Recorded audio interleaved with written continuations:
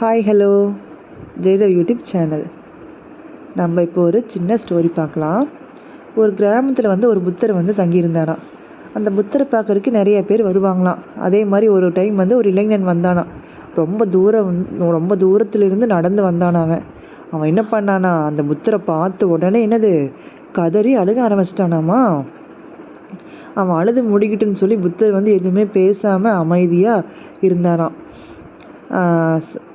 அவன் அழுது முடித்ததுக்கப்புறம் புத்தர் கேட்டாராம் பொறுமையாக, சகோதரா, ஏன் இப்படி கண்ணீர் சிந்துகிறாய் அப்படின்னு சொல்லி புத்தர் கேட்டாங்க. உனக்கு ஏற்பட்ட பிரச்சனை தான் என்ன, என்னிடம் சொல் அப்படின்னு சொல்லி புத்தர் சொன்னாராம். அதுக்கு சகோதரர் சொன்னாராம், பகவானே, என் வாழ்க்கையில் எல்லையற்ற துன்பங்களை நான் அனுபவிச்சிட்ருக்கேன். எந்த காரியம் செஞ்சாலும் எனக்கு தோல்வி தான் கிடைக்குது. எனக்கு தாங்க முடியாத துயரத்தில் நான் இருக்கேன். எனக்குன்னு சொல்லி யாருமே ஆதரவுக்கும் இல்லை. எனக்கு ஒரு பிரச்சனை அப்படின்னு சொன்னாலும் எனக்கு யாரும் உதவி செய்ய வர மாட்டேங்கிறாங்க. என்னோடய மனசு ரொம்ப பலவீனமாக இருக்குது அப்படின்னு சொல்லி அந்த இளைஞர் சொன்னாராம். எனக்கு ஏதாச்சும் ஒரு வழி சொல்லுங்களேன் அப்படின்னு சொல்லி புத்தர்கிட்ட கேட்டாராம். அதுக்கு புத்தர் அன்புடன் அவரோட கையில் ஒரு குவளையை கொடுத்தாராம். அந்த ஒரு குவளையும் கொடுத்துட்டு அதுக்கப்புறம் ஒரு உப்பையும் கொடுத்தாராம். அந்த ரெண்டையும் கொடுத்துட்டு தண்ணியும் உப்பையும் கலந்து நீ குடிச்சிட்டு வா அப்படின்னு சொல்லி குடி அப்படின்னு சொல்லி சொன்னாராம்.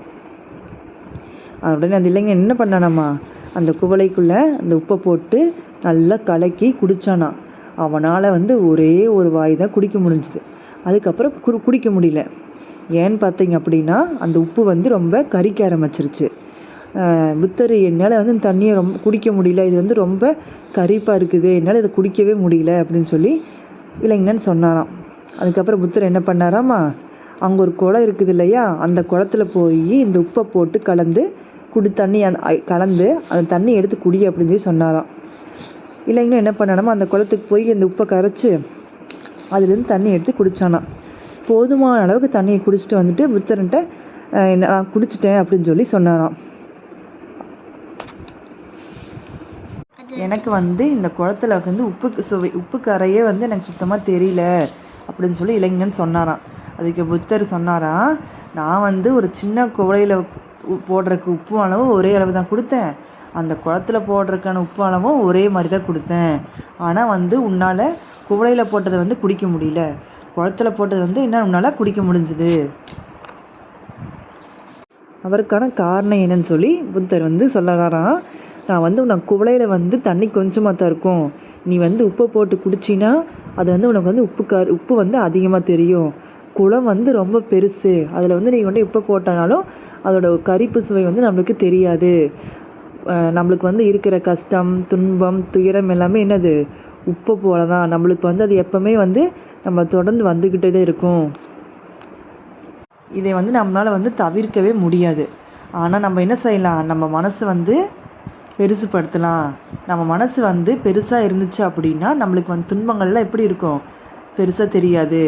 நம்மளோட மனசு சின்ன குவளையாட்டம் இருக்குது, அதனால தான் உன்னோட சிரமங்கள்லாம் உனக்கு எப்படி இருக்குது, ரொம்ப பெருசாக தெரியுது அப்படின்னு சொல்லி அந்த புத்தர் சொன்னாராம். நம்ம மனசு எப்பவும் பெருசாக இருந்துச்சு அப்படின்னா நம்மளுக்கு எந்த கஷ்டங்கள் வந்தாலும் நம்மளால் அதை ஏற்றுக்க முடியும். நம்ம மனசு ரொம்ப சிறுசாக இருந்துச்சு அப்படின்னா நம்மளுக்கு வரப்போகிற கஷ்டத்தை என்ன பண்ண முடியாது, நம்மளால் ஏற்றுக்க முடியாது.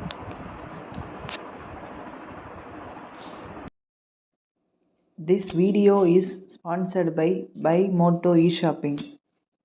Thank you.